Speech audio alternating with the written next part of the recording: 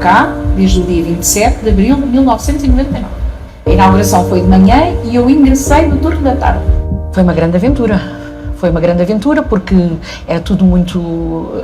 ia ser um grande projeto, fomos a reuniões, viemos aqui ver isto em bruto, a loja ainda no mais bruto da construção. Foi uma coisa que começámos como se nós estivéssemos também a construí-la. Quando eu entrei aqui na loja, nós tínhamos gravatinha, tínhamos camisinhas, calcinhas. As fardas, a estilista com as fardas. Eu pessoalmente e outras colegas, tínhamos sapatinhos iguais à farda, tínhamos um prazer de vir até nos transportes com a farda, toda bonita, ao lenço. Ainda me lembro do primeiro dia da inauguração, e quando abriu ao público as pessoas entravam assim apreensivas, porque isto era um edifício muito grande, com muita coisa, mas depois parece que se habituaram. O cliente sente-se ele em casa, sente-se na sua loja, sente-se no seu espaço, toda esta emoção que emerge de uma pessoa que vem à loja do cidadão como se a loja seja um pouco dele, e é um pouco dele, se não tenhamos dúvidas.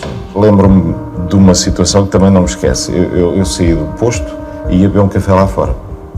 Ia com a placa identificativa e quando vou a sair entram aquelas duas velhotas tradicionais de braço dado, todas de preto, muito, muito engraçadas, e uma delas vem-me e diz: oh filho, se não te importas, diga, és capaz de me dizer onde é que fica aqui na loja do cidadão o andar do pronto a vestir? Portanto, este conceito de que a loja é para o cidadão e tem tudo, até pronto a vestir. O aparecimento da loja foi um conceito diferente que não havia no atendimento geral, no nível do público, né? Pronto, o cidadão não estava habituado e foi uma pedrada no charco. Os serviços públicos, as pessoas tinham uma imagem muito negra, digamos assim, do que era a administração pública, e isto veio dar assim uma lufada de ar fresco para que não demorasse tanto tempo, se tratasse de várias coisas ao mesmo tempo. As certidões eram no primeiro andar, depois o passaporte era no segundo, até isso evoluiu imenso. Mesmo dentro da loja já não é necessário, ao fim de 20 anos, a pessoa tirar, por exemplo, 3, 4 senhas. E aliás a loja ao longo do tempo vem melhorando, vem aplicando novas ideias, novas filosofias. Agora a carga de público cada vez é maior, isto só reflete uma coisa, o sucesso da própria loja, porque se ela não fosse assim, com certeza não era tão procurada. Há uns anos não tão distantes quanto isso, o que nós tínhamos que fazer era andar de transportes ou de carro próprio, mas de Benfica para a Baixa, da Baixa para... Pronto, e portanto as pessoas hoje não se lembram desses tempos, mas eram tempos em que nós não conseguíamos tratar num dia ou em 2 dias de um assunto, de um cartão de cidadão, de um passaporte, uma entrega de IRS. No primeiro ano que isto abriu, houve um senhor que eu chamei, estava o salão cheio de gente, e ele chega perto de mim, junto à mesa e diz: venho renovar o bilhete de identidade. E eu disse: então, e o senhor tem os impressos? Não tenho impressos, o senhor é preciso impressos. É. Então, o senhor, se fizer favor, eu atendo na mesma, vai aqui ao número 1 e compra os impressos. E ele sai e vai ao número 1 lá fora, que é a farmácia de Bruxelas.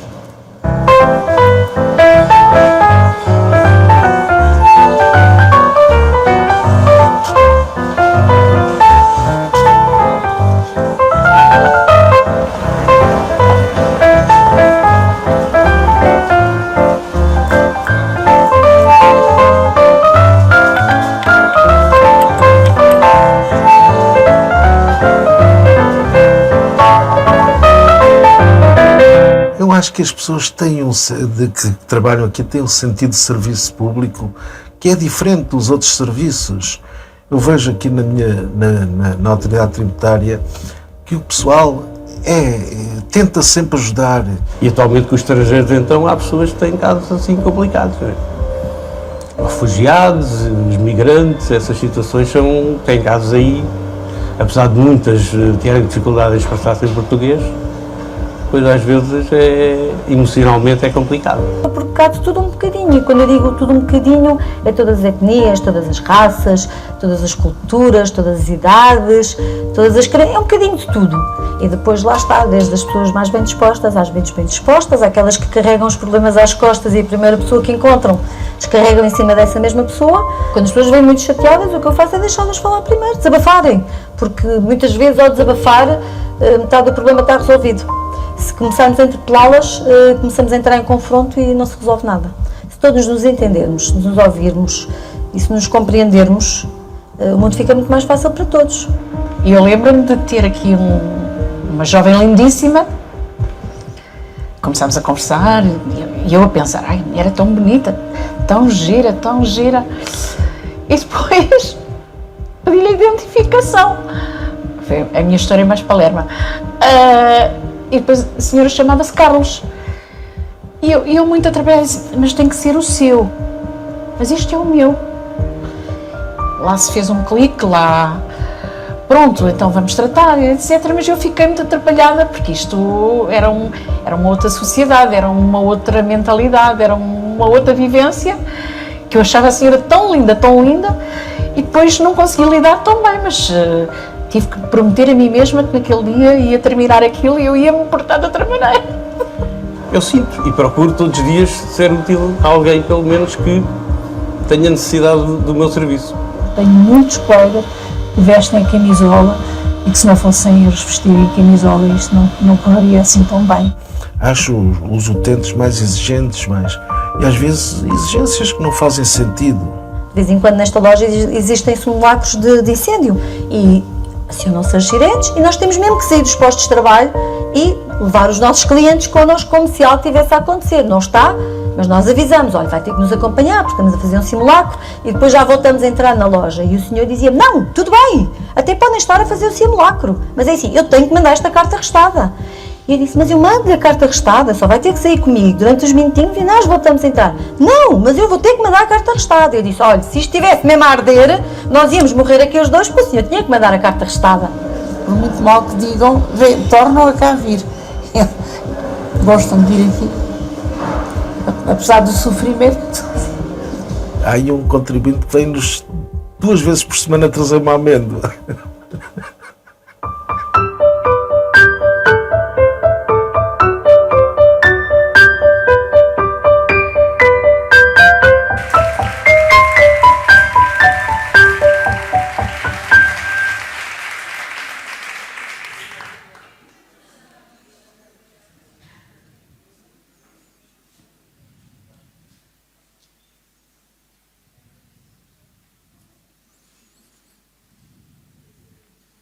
Boa tarde a todos. O meu nome é António Sarmento, sou jornalista do Jornal Económico.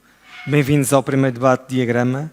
Conhecem certamente a Diagrama, é a revista trimestral dedicada à inovação, boas práticas e partilha de conhecimento da administração pública, editada pela Agência para a Modernização Administrativa e que ganha a partir de hoje um novo formato. Este é também um debate transmitido em direto via Facebook. O último número da Diagrama, publicado em setembro, teve como tema 20 anos de serviço público. E é esse mesmo tema que nos traz aqui hoje. Começo por citar Fausto Correia, à data Secretário de Estado da Administração Pública e da Modernização Administrativa, no discurso de inauguração da loja do Cidadão das Laranjeiras. Iniciámos uma experiência histórica na administração pública portuguesa. Surgia assim, em abril de 1999, a primeira loja de Cidadão de Portugal, um projeto inovador que vinha revolucionar o atendimento no nosso país. Chamo agora ao palco Anabela Pedroso, Secretária de Estado da Justiça, Fátima Fonseca, Secretária de Estado da Inovação e da Modernização Administrativa, e António Mendonça Mendes, Secretário de Estado dos Assuntos Fiscais.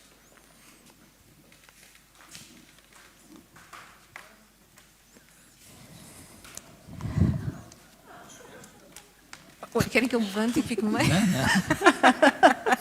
A Justiça faz sempre esta.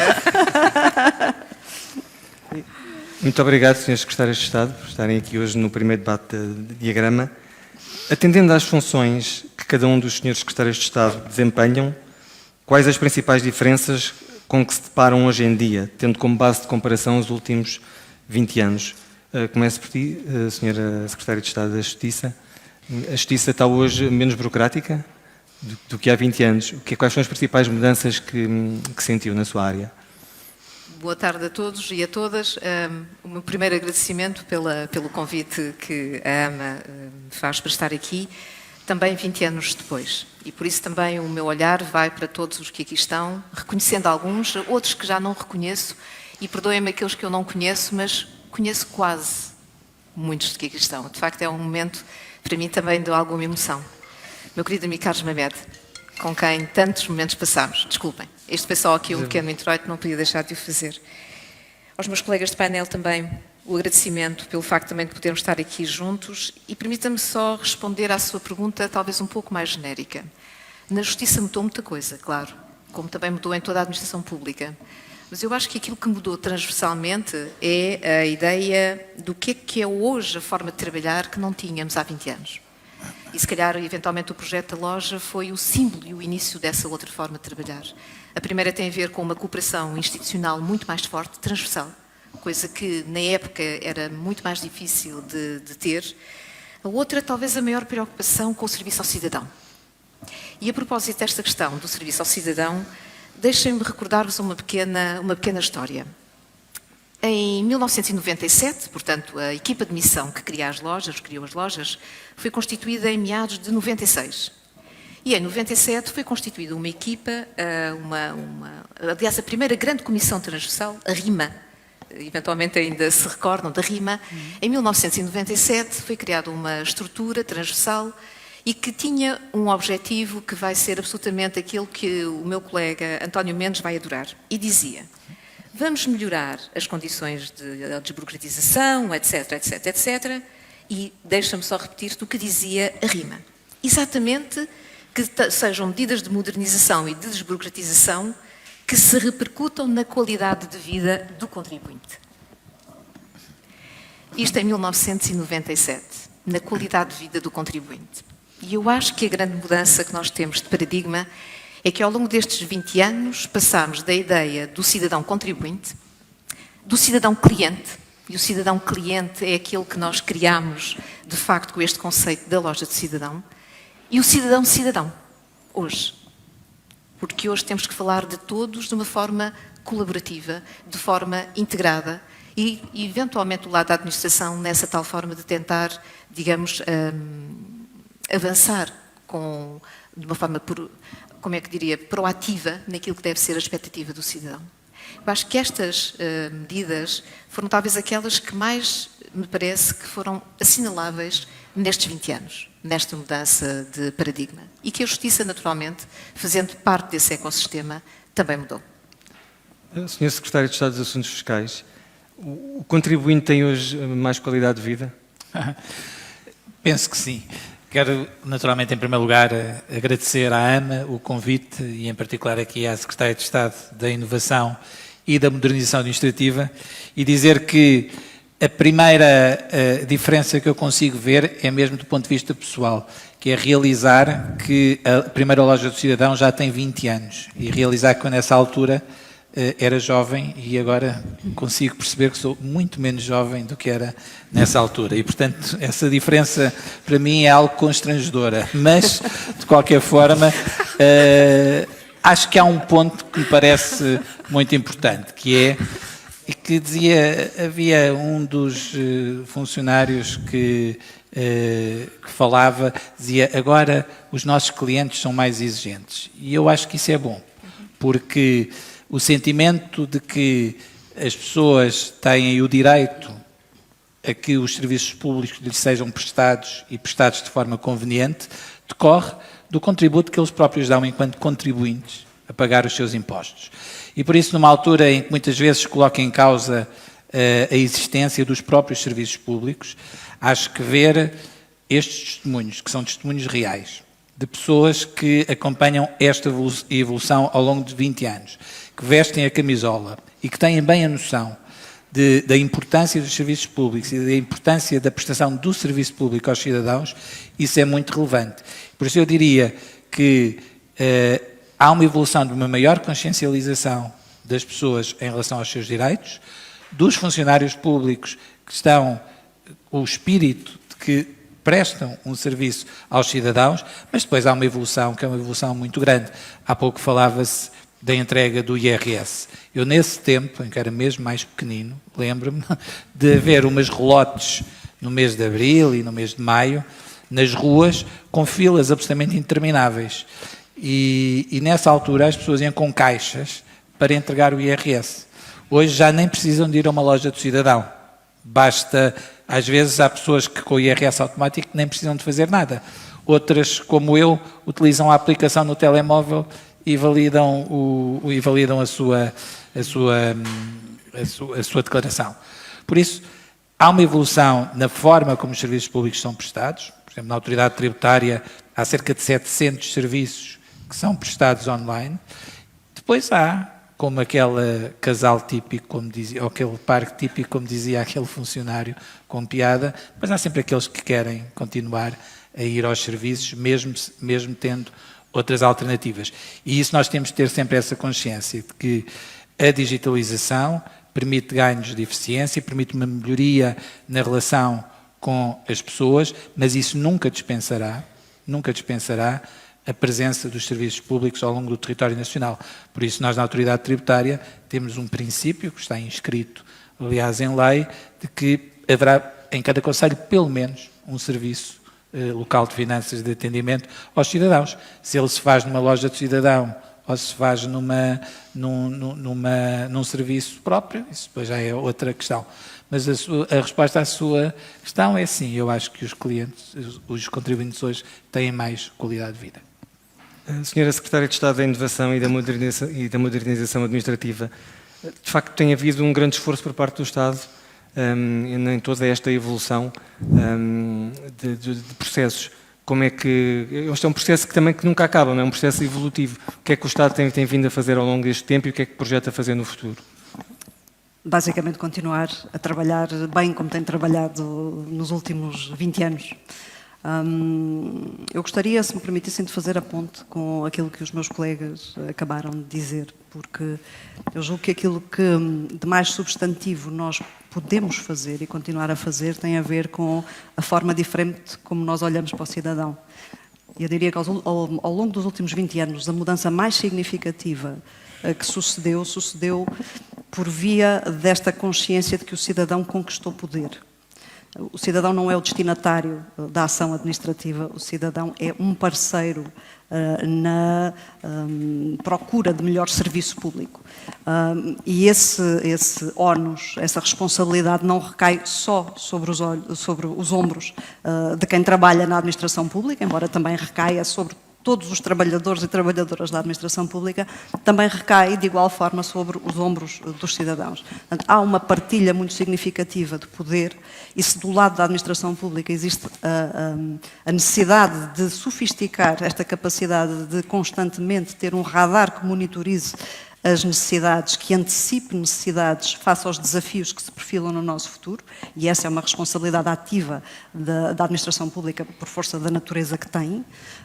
Do lado dos cidadãos também existe, de facto, a necessidade de ter um espaço para poder partilhar com a administração de viva voz e com convicção aquelas que considera serem as suas necessidades mais prementes. Portanto, eu diria, por um lado, esta consciência de que o cidadão é um parceiro ativo na atividade da administração pública, nos processos de governação, chamamos-lhe assim à portuguesa.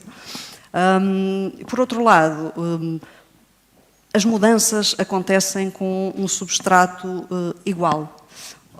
Ou seja, nós utilizamos ferramentas diferentes para continuar a satisfazer necessidades das pessoas. E, portanto, se ao longo destes últimos 20 anos nós temos assistido ao desenrolar perante os nossos olhos, nas nossas vidas pessoais, de uma sociedade que é cada vez mais digital, essas ferramentas digitais são as ferramentas por excelência hoje em dia da reconfiguração dos serviços. E isto não significa, como disse o meu colega António Mendes agora mesmo, não significa que nós consigamos ou que queiramos sequer transferir para o mundo digital toda a panóplia de serviços e todo o modelo de prestação de serviços. Porque o presencial, o rosto humano, esta voz, muitas vezes a voz amiga, que lida diretamente com os cidadãos e que consegue perceber efetivamente as necessidades que nem sempre, nem o cidadão tem a obrigação de as conseguir formular com o léxico da administração pública, muitas vezes este elemento humano é o elemento diferenciador. E, portanto, nós temos que ser consequentes com este princípio que subscrevemos de não deixar ninguém para trás. E, portanto, por muitas ferramentas digitais que utilizemos, e vamos continuar a utilizar, porque são um facilitador de vida das organizações e uma forma de conferir maior simplicidade aos processos produtivos da administração e de chegar de forma mais rápida, mais simples, mais transparente aos cidadãos, nós não podemos esquecer o elemento presencial. E, portanto, as lojas que surgiram há 20 anos são um modelo inspirador também para a organização dos serviços no mundo digital e, portanto, em vez de termos N balcões de serviços digitais, nós tenderemos cada vez mais a conseguir concentrá-los para que os cidadãos consigam facilmente aceder à informação e aceder, por exemplo, a marcações de atendimento em vários serviços públicos, e refiro só uma das medidas, a Central de Marcações do Estado, por exemplo, que ainda há poucos dias celebramos um protocolo entre entidades desta área governativa da modernização administrativa e da justiça, hierarquicamente pela ordem inversa, peço desculpa. Celebramos o protocolo precisamente para operacionalizar uma primeira fase da Central de Marcações do Estado. E, portanto, diria, o conceito das lojas é transponível para o mundo digital e, portanto, facilitar a vida agregando o acesso a serviços, mas não nos podemos bastar com isso e não devemos esquecer nunca o elemento humano e a preponderância que no mundo digital o elemento humano continua a ter.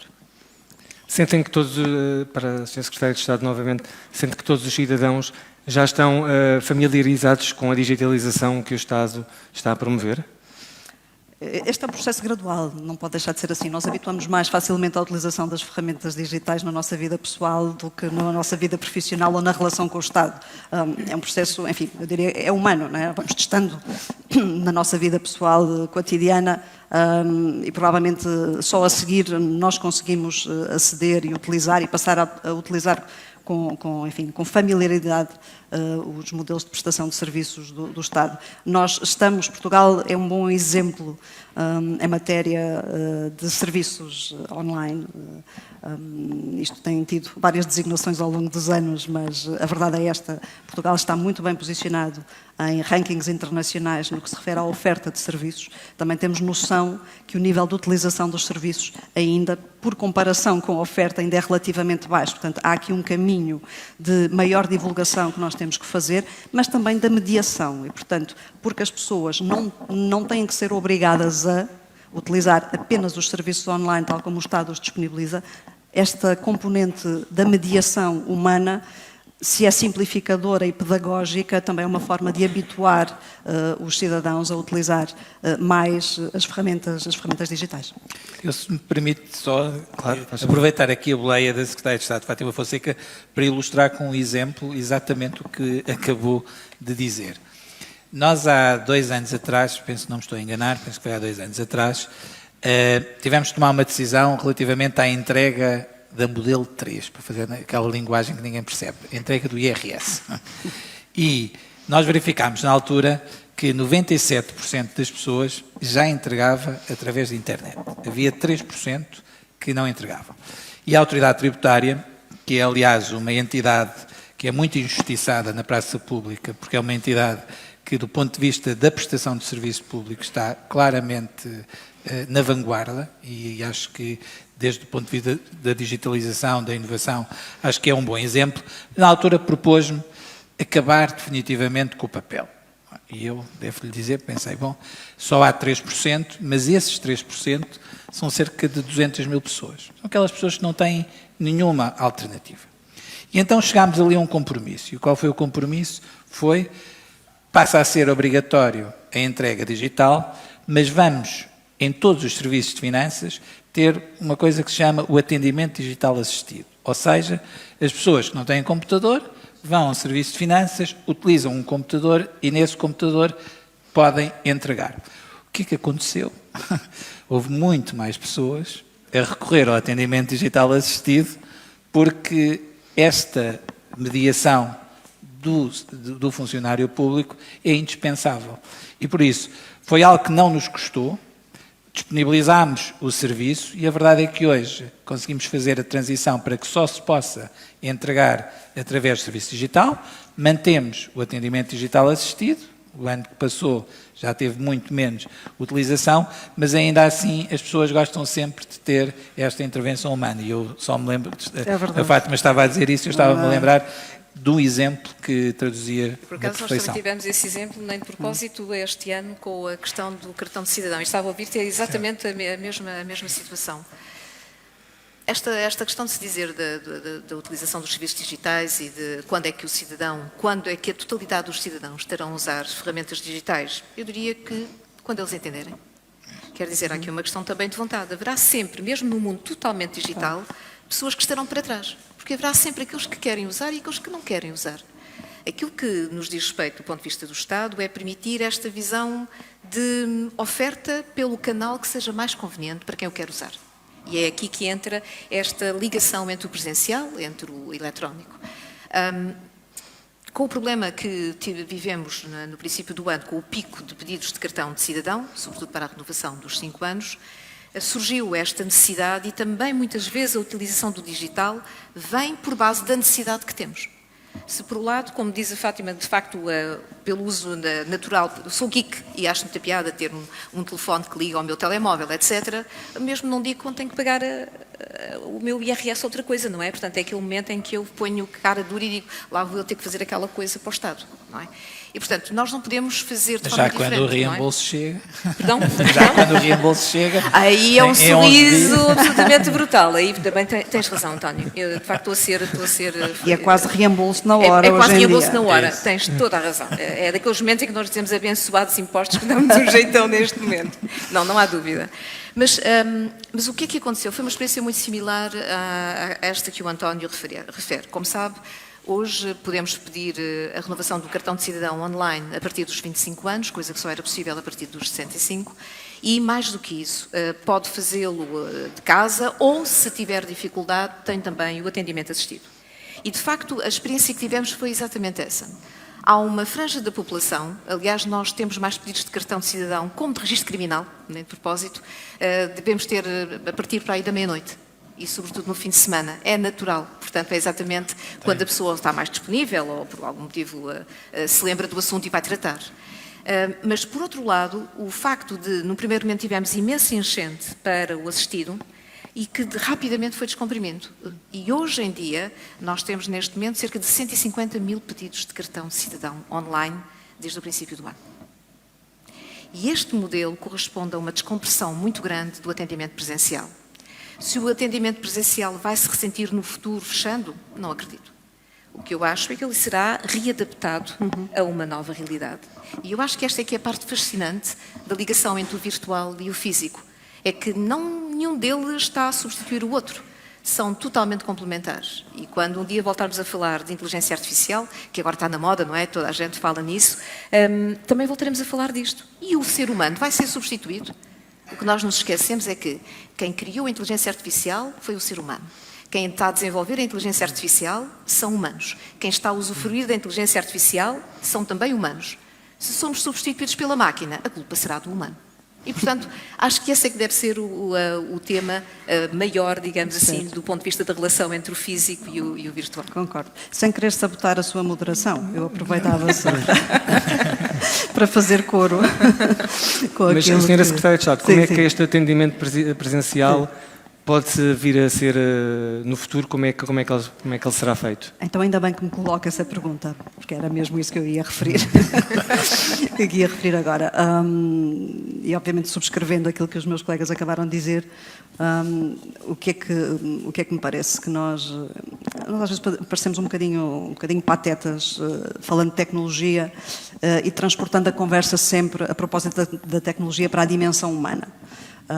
Mas não pode deixar de ser assim, porque não nos podemos focar excessivamente nas ferramentas sem ter presente para que é que elas servem. Portanto, servem sempre um propósito que é um propósito eminentemente humano. E as lojas? E nós temos várias gerações de lojas, temos 2 gerações de lojas e temos uma ou outra coisa que são os espaços cidadão.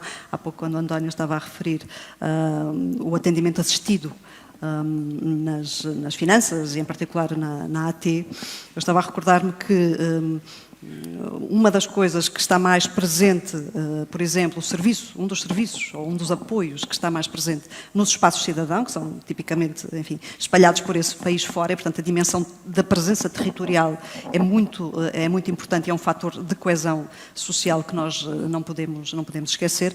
Um dos serviços, precisamente, mais utilizados é, no momento da declaração de IRS, da entrega do IRS, é o apoio, enfim, sobretudo a determinadas faixas etárias, é certo, o apoio nesse preenchimento online, o apoio nesse preenchimento. Portanto, eu diria que o atendimento presencial não vai deixar de existir. Seria absurdo pensarmos que vai deixar de existir, até porque a função atendimento, a função humana do atendimento, sendo uma função extraordinariamente exigente, e só quem nunca teve responsabilidades na gestão de atendimento é que não tem perfeita noção do que é que estamos a falar. É porventura uma das funções mais exigentes, das funções típicas da administração pública que é mais exigente, porque é o rosto da administração perante o cidadão. Essa função presencial não vai terminar. É impossível que termine. Agora, dito isto, será reconfigurada, porque o que nós temos assistido é não só um processo de colaboração estreita no momento do atendimento entre vários serviços públicos, mas entre vários serviços públicos e serviços que, sendo privados, têm conexões com os serviços públicos que são prestados no ciclo de vida do cidadão e, portanto, nos eventos de vida do cidadão e na forma como os serviços se organizam em torno dos eventos de vida do cidadão. E, portanto, temos público e privado a coexistir nos espaços de atendimento e temos cada vez mais as várias administrações públicas juntas. Portanto, temos serviços da administração central, serviços da administração autárquica, local autárquica. E, portanto, a reconfiguração que nós temos que pensar é a reconfiguração que permita modelos de trabalho colaborativo mais estreitos dentro da administração pública e da administração pública com os seus parceiros não públicos, mas com os quais tem conexão em benefício do serviço ao cidadão e estreitar a dimensão territorial também destes modelos de prestação de serviços para que, de facto, todo o território fique coberto e todas as pessoas tenham acesso aos serviços públicos. Falamos aqui também sobre inteligência artificial. Não há algumas tarefas, se calhar, mais rotineiras não poderão vir a ser substituídas no futuro por robôs, por exemplo? Esta é para mim também? Para qualquer um dos senhores secretários de Estado que queira responder. Quando inventámos a caneta, quando deixámos a pena e o tinteiro e passámos para a caneta e quando inventámos as impressoras e as tipografias, quer dizer, todo o mundo do trabalho foi sempre sendo adaptado em função das ferramentas disponíveis em cada época. Portanto, é natural que nos adaptemos a um mundo que seja organizado em função das ferramentas digitais, das ferramentas tecnológicas. Nós vemos isso, eu vejo isso, com muita naturalidade. Portanto, não vejo aqui nenhum perigo catastrófico de repente as pessoas ficarem sem emprego, sem funções atribuídas. O que vejo é a necessidade de as organizações todas, sejam públicas ou privadas, de reconfigurarem os seus modelos de negócio, os seus modelos de organização do trabalho, para que todos os trabalhadores tenham espaço, que não existam problemas de desemprego, e também a necessidade de o Estado, e sobretudo o Estado, porque é o garante, é um dos garantes da coesão social, e nós, enfim, batemos politicamente de forma muito firme por isso, o Estado pensar a capacitação das pessoas. Nós precisamos de pessoas com competências para poderem viver neste tipo de sociedade e com novos modelos de organização do trabalho. Portanto, dito isto, uma vez que a inteligência humana precede a inteligência artificial, eu estou em crer que teremos mais oportunidades do que problemas. Sr. Secretário de Estado, o trabalho que a Autoridade Tributária tem feito na digitalização de serviços tem sido bastante bom, tem sido extraordinário até. Temos, por exemplo, em 2002, o início da entrega de declaração de IRS online, em 2010 os recibos verdes eletrónicos e em 2017 o IRS automático, entre muitas outras medidas que passam mais discretamente pelo dia-a-dia dos cidadãos. A matéria fiscal é muito complexa, mas a Autoridade Tributária tem estado na vanguarda da sua modernização. O que podemos esperar no futuro? O que é que vem a seguir? Quer mesmo saber? Quero. Não, nós cada vez temos que ser mais eficientes e há aqui um balanço que a sociedade tem que compreender e tem que aceitar. Tem que aceitar ou tem que tomar a decisão se quer aceitar. Que é a dimensão da informação que hoje é transmitida à autoridade tributária. E essa informação que é transmitida é a chave. Eu deixo-me recuar um pouco há uns anos atrás, uma matéria que é muito cara aqui, a Anabela Pedroso, que tem a ver com o cartão do cidadão. Eu também sou do tempo em que havia um enorme fantasma e do tempo, porque é que atrasou tanto a ver uma coisa tão simples como o cartão do cidadão. Pronto. E isso coloca-se, e só foi possível fazer o cartão de cidadão porque há um conjunto de informação que está disperso na administração pública e que a administração pública pode, de forma partilhada, utilizar e dar este serviço ao cidadão. Ao ponto de agora, como a Anabela Pedroso explicou bem, eu posso corroborar, porque usufruí desse serviço pessoalmente, que renovei o meu cartão online há 3 semanas atrás, hoje até isso já é possível fazer. Ora, nós temos muita informação na autoridade tributária, informação sobre movimentos financeiros, informação sobre agregados familiares, informações sobre contratos de arrendamento, informações sobre rendimentos de capital, tudo e mais alguma coisa, por 2 motivos. É uma ferramenta essencial no combate à fraude e evasão fiscal. Então, hoje não é esse o tema, mas essa dimensão é muito relevante. Mas tem uma segunda dimensão, que é utilizar essa informação em proveito do cidadão, simplificando as obrigações declarativas e as obrigações de pagamento e eliminar aquelas que se tornam redundantes. Ora, esse conjunto de informação permite-nos, por exemplo, em relação às empresas, pré-preencher quase a totalidade da chamada modelo 22, ou seja, a entrega do IRC. Mas o conjunto de informação que estamos a querer ter mais, em relação às empresas, é a informação que pode estar disponibilizada para que, à semelhança do que existe hoje com o IRS automático, as empresas possam também ter um IRC automático ou simplificado, baseado naquilo que é a sua informação da contabilidade e naquilo que são os seus volumes de negócio conforme vêm e despesas conforme existem numa fatura. Ou seja, quando se fala às vezes em novas obrigações de reporte de informação ou acesso de mais informação da autoridade tributária, normalmente vem sempre a dimensão de uma expressão que eu detesto, mas que é a expressão que os jornalistas gostam de usar, que é mais fácil de simplificar, que é o Big Brother fiscal. Mas esse Big Brother fiscal, nós temos é que ter e decidir se queremos ter essa informação, e eu acho que nós devemos ter essa informação. Devemos saber guardar essa informação e temos essa obrigação de utilizar bem essa informação. Estando tudo isso salvaguardado, essa informação é crítica para prestar um melhor serviço aos cidadãos. E este é um debate muito atual e muito interessante, porque a base das sociedades democráticas é a confiança que os cidadãos têm nas instituições. E por isso, quando há dúvidas sobre uma entidade com a importância e com a delegação de poderes que o Estado lhe dá, que é a autoridade tributária, se há dúvidas sobre se a informação deve estar ou não, nós devemos fazer a reflexão. Nós estamos com medo que essa informação lá esteja porque temos um comportamento desviante e, portanto, há alguma coisa a ocultar relativamente às nossas obrigações, ou é algo grave que é não tenho confiança e aí cabe-nos a nós dar os passos decisivos para que as pessoas tenham essa confiança, e eu estou convencido que isso se consegue demonstrando com exemplos práticos, como o IRS automático, como o IVA automático que agora entra na segunda fase, como como os recibos eletrónicos que dizia, como todos esses exemplos, e que as pessoas percebam que isso só é possível porque nós temos a informação do nosso lado e essa informação é utilizada em prol dos próprios cidadãos. Senhora Secretária de Estado da Justiça, quando a primeira loja do cidadão abriu, era vogal do Conselho Diretivo do Instituto para a Gestão das Lojas de Cidadão. Hoje é Secretária de Estado da Justiça, que inclui o Instituto de Registro e Notariado. muito presente também nas lojas de cidadão. Como é que viu o nascimento das lojas e como é que a vê nos dias de hoje? Continuam a fazer sentido, obviamente?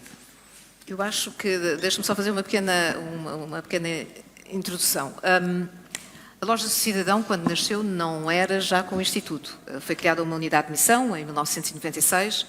Éramos 4. João Vargas Muniz, que coordenava, Carlos Mamed, aqui presente, que também ele foi presidente do Instituto das Lojas de Cidadão, eu própria e a nossa colega Maria Pulquéria Lúcio. Éramos os 4.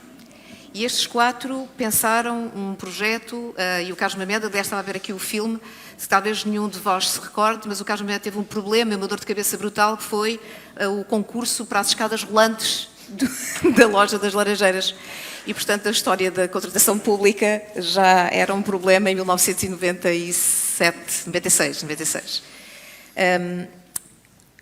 Eu acho que quando nós começámos o projeto em 96 e 97, 98 e quando abriu em 99, em abril de 99, se calhar todos pensávamos o mesmo. Que grande desafio, fantástico.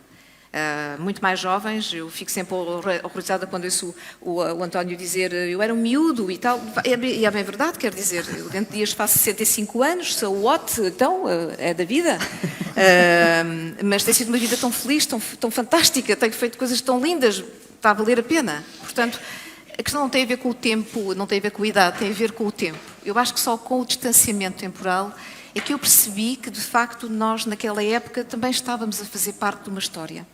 E da história da renovação da administração pública, de um conceito que era de uma administração fechada, opaca, e vai muito ao encontro daquilo que o António falava sobre a questão da partilha de informação. O facto de trabalharmos todos à mão e o facto de não termos sistemas de informação também dava um maior grau de opacidade. Também dava uma questão da discricionariedade da decisão.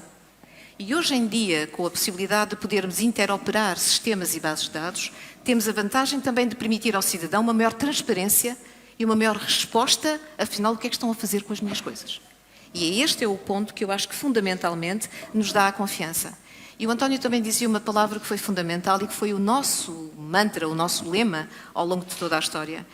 Se é verdade que podemos por vezes ter problemas em termos da relação de cidadania, do cidadão com o Estado, a verdade é que o Estado continua a ser a pessoa de bem em quem o cidadão confia. E quando deixar de confiar, é a democracia que está em causa. E por isso nós temos este trabalho, temos esta missão, efetivamente, de dar esse trabalho e essa forma de funcionar completamente, cada vez mais integrada, mas ao mesmo tempo mais transparente e mais colaborativa em termos de cidadania. Por isso, olhando destes 20 anos para trás, eu diria que quando nós montámos aquele projeto, tínhamos 3 ideias. A primeira era: como é que conseguíamos congregar no mesmo sítio serviços que eram de utilidade do cidadão? Que naquela altura foi por causa das famosas rolotes que o António referia, que nem de propósito o Fausto Correia, que tinha ido ao Brasil, chega lá e diz, chega cá e diz, havia aí uma coisa muito gira que talvez fizesse sentido para acabar com o inferno que temos nas finanças. Nesta altura era o inferno que temos nas finanças. E me falou de uma coisa que era os serviços de atendimento ao cidadão. Depois voltou lá com o Jorge Coelho e uma terceira vez já com esta equipa de missão. E quando vimos o SAC, que era assim que se chamava, na Bahia, dissemos, uau, nós podemos fazer uma coisa em Portugal, mas muito mais gira, muito melhor.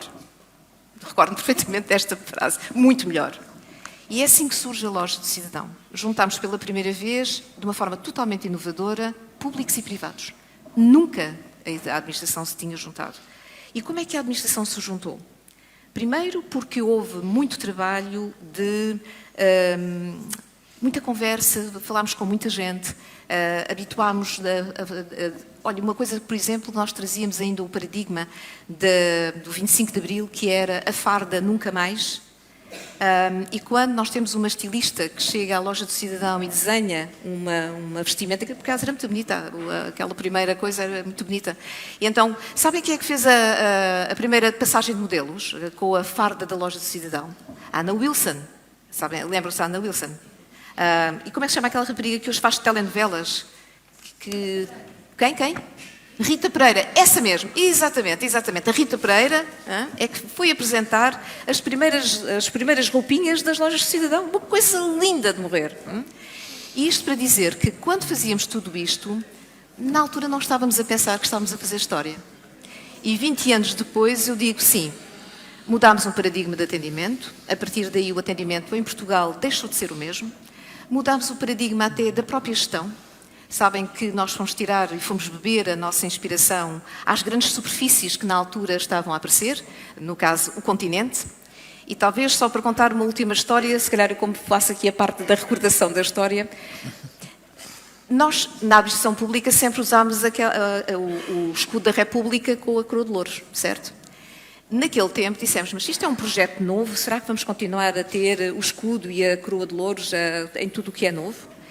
E, na altura, o nosso coordenador de missão era um homem mais formal e mais conservador do que o resto da equipa. Disse, claro, obviamente que sim.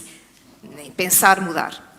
Mas nós aparecemos com uma ideia e, ainda por cima, não me tinha percebido, estávamos com as cores do continente, que era um quadrado, tinha um L e tinha um C. Recordam-se do primeiro logo da loja do cidadão. O quadrado era o L, um C, mas as cores eram do continente. E, portanto, quando nós olhámos para aquilo, achámos muita piada ao logo e o Fausto Correia diz, caramba, mas isto eu te conheço estas cores do continente. Eu disse, pois é. Ao menos metam-me aqui as cores da República. E é assim que o logo da loja passa a ter as 3 cores. Isto significa que até inclusivamente, desse ponto de vista, nós mudámos um paradigma, que foi criar uma marca registada e que passou a ser a marca que passou a ser da modernidade. E isto significou também essa tal mudança de paradigma. Por isso, a gestão privada, porque na prática a unidade de gestão que ainda hoje está nas lojas, foi pensada nessa altura do modelo das próprias grandes superfícies. A forma como nós juntámos públicos e privados, a forma como mudámos até o aspecto físico de apresentação do atendimento, a proximidade, deixámos de ter balcão alto para passar a ter balcão baixo, com exceção da Caixa e dos CTTs. Mas, em todo o caso, os olhos nos olhos. A ligação de cidadão com confiança e não com desconfiança. E penso que isso mudou claramente a nossa forma de estar em Portugal em termos de atendimento presencial. E que também mudou claramente o paradigma daquilo que depois veio a chamar-se o governo eletrónico. Senhores Secretários de Estado, estou-me a fazer tempo que tenho apenas direito aqui a fazer mais uma pergunta. Portanto, vou fazer uma pergunta para os 3. Quais são os maiores desafios que se colocam atualmente à prestação de um bom serviço público? Começo por si, Senhora Secretária de Estado. Bom, os desafios, as perguntas difíceis. Os desafios, na verdade, são sempre os mesmos. É conseguirmos satisfazer necessidades, de preferência, antes que elas se manifestem. Portanto, estarmos preparados. E deixe-me dizer e aproveitar esta pergunta para dizer o seguinte. Não é por acaso que nesta legislatura nós temos uma área governativa, eu ainda digo Ministério, uma área governativa que se chama a Modernização do Estado e da Administração Pública. Porque isto representa a nossa convicção numa abordagem que, na nossa perspectiva, é a abordagem certa, que é a abordagem que alavanca uma energia transformadora permanente. A modernização é um processo, é sempre um processo inacabado. Não partilhamos da visão de reformas míticas e feitas a régua e esquadro, mas sim há a capacidade permanente de avaliar quais são as necessidades e como é que os modelos de funcionamento da administração pública conseguem dar resposta a essas necessidades. Portanto, esse é o desafio central. E para alimentar esta energia, nós temos que ter uma atuação, de facto, plural, multipolar. Temos que, seguramente, utilizar tecnologias, mas temos que investir muito nos modelos de negócio, na gestão, na compreensão de como é que as organizações públicas, neste caso, devem organizar-se e funcionar para poder prestar o serviço, criar o valor que devem, apostar nas pessoas, apostar nas competências dos indivíduos, das trabalhadoras, dos dirigentes da administração pública, para estarem diretamente envolvidos neste modelo de criação permanente de valor e fazê-lo em proximidade. Portanto, diria que estas 4 dimensões conjugadas são aquelas que alimentam esta energia transformadora. E também frisar este ponto que é particularmente relevante, o desafio constante de não deixar ninguém para trás. A inclusão é, na nossa perspectiva, um dos temas centrais que deve estar sempre na agenda dos serviços públicos. E isso só se faz com estratégia, com foco nas necessidades, com envolvimento das pessoas e com capacidade para ver, além das modas da gestão, além das modas das ferramentas digitais, e é focar, de facto, na criação de valor e ter capacidade crítica para poder perceber o que é que significa criar valor em cada momento. Sr. Secretário de Estado dos Assuntos Fiscais. Eu diria muito rapidamente que acho que o grande desafio é estarmos à altura de todos aqueles que nos antecederam, porque vou à área onde neste momento tenho responsabilidades, que é a área dos impostos. Nós começámos com os cobradores do reino, que era uma derivação do Império Romano, da forma como se cobrava impostos. E já há pouco falei da forma como havia relotes e como tudo tinha que ser feito nos serviços públicos, e agora todo o panorama que hoje existe e que nós temos que continuar a inovar na forma como prestamos o serviço às pessoas. E na parte dos impostos em particular, há uma máxima que eu acho que se aplica muito e que nós devemos ter, que tem a ver com o grau de exigência dos cidadãos. Os cidadãos hoje não lhes basta, e bem, que lhes digam como é que são as coisas. Eles querem ser convencidos porque é que é assim. E por isso o maior desafio que nós temos, mais imediato na autoridade tributária, é a da implementação do Serviço de Apoio e Defesa do Contribuinte, que começará em janeiro, e que é um meio que estará ao dispor dos contribuintes para os ajudar a que tenham a garantia que os seus direitos em todas as circunstâncias são respeitados. Eu estou convencido que eles são sempre respeitados, mas muitas vezes é preciso explicar por que motivo, como há pouco dizia, às vezes a área fiscal é muito complexa, por que motivo é que aquele imposto é devido, por que motivo é que foi feito o cálculo daquela maneira. E por isso nós estamos absolutamente concentrados nessa dimensão, que é a dimensão de prevenir os litígios, e a melhor maneira de prevenir os litígios é ser mais transparentes na informação, ter melhores notificações, a forma como as pessoas recebem as notificações das finanças. É importante que entendam o que lá está, e eu reconheço que nem sempre isso assim é, e por isso essa dimensão que está a ser trabalhada é muito importante, mas tenho a certeza que todas as novas gerações de trabalhadores e dirigentes da administração da autoridade tributária estarão à altura daquilo que foram os antecessores, e conseguiremos continuar a prestar um bom serviço aos cidadãos. Sra. Secretária de Estado da Justiça. Eu hoje estou a trabalhar numa área que tem por detrás um peso muito grande de ser muito formal, a Justiça.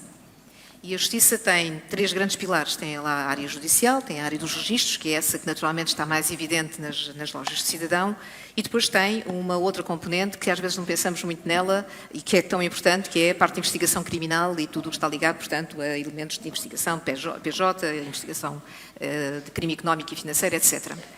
O que é transversal a tudo isto? Eu acho que este tempo e o desafio é o desafio que tem sido o desafio sempre. Como é que podemos fazer melhor? Acho que passámos de um momento em que o presencial foi a pedra de toque para avançar. Desse passámos para um momento em que passámos a ter elementos mais eletrónicos, e claramente aí as finanças foi sempre talvez um dos arautos dessa grande mudança. Mas a Justiça, e no caso em particular dos registros, eu diria que foram absolutamente inovadores ao longo destas décadas. Recordam-se da empresa na hora, que depois dá origem à empresa online. Recordam-se as certidões online. A primeira vez que nós tivemos certidões online, mais ou menos online, foi numa loja de cidadão, exatamente através de fax, mas era online. O pedido, pelo menos, era online. Mas não interessa a maneira como é que fazemos atrás. O que importa é que para o cidadão tenha essa noção. E era aqui que eu queria chegar. Seja o que for que nós façamos no resto da nossa vida na administração, temos que passar para o paradigma do Estado que não se vê e que não se sente. Na prática, o que eu quero dizer é que a tecnologia está cá e está cá para sempre. Ela não vai mudar, nem vai, a não ser que a eletricidade termine, mas aí haverá outros elementos civilizacionais. Agora, a tecnologia existe. E o que é importante é que, do ponto de vista da administração, continuemos a pugnar para não pedir ao cidadão aquilo que não precisa de ser-lhe pedido, porque nós temos. É aqui que entra a interoperabilidade, é aqui que entra a possibilidade de trabalharmos internamente. E o cidadão poder dizer num único sítio, pedir num único local, ou nem pedir, se nós soubermos exatamente, de forma preditiva, o que ele entende e o que ele precisa. E é aqui que as novas ferramentas de inteligência artificial, As ferramentas que estão ligadas à interoperabilidade que nós estamos a montar. As ferramentas que vão dar esta ideia de não precisa de vir, porque nós entregamos. Este é o futuro, claramente, que me parece que será o mais próximo. E eu acho que é hoje que, aliás, está a ser feito. É aquilo que a Sra. Secretária de Estado tem vindo a falar, é aquilo que nós na Justiça estamos a preparar, até no contexto quer da área judicial, quer na área registal, e acho que no futuro vai ser excelente. Daqui a 40 anos, eu terei 100 anos, e nesse momento, quando eu voltar a uma loja do cidadão virtual, com realidade aumentada, direi, recordam-se de como é que nós fazíamos? E, portanto, eu vou tocando na minha cama, vou tocando nos locais e terei o serviço ao meu dispor. Se assim for, então depois falaremos. Mas, em todo o caso, acho que o futuro é exatamente este que hoje já estamos aqui a construir. E assim encerramos o primeiro debate de Diagrama. Muito obrigado, Sr. Secretário de Estado.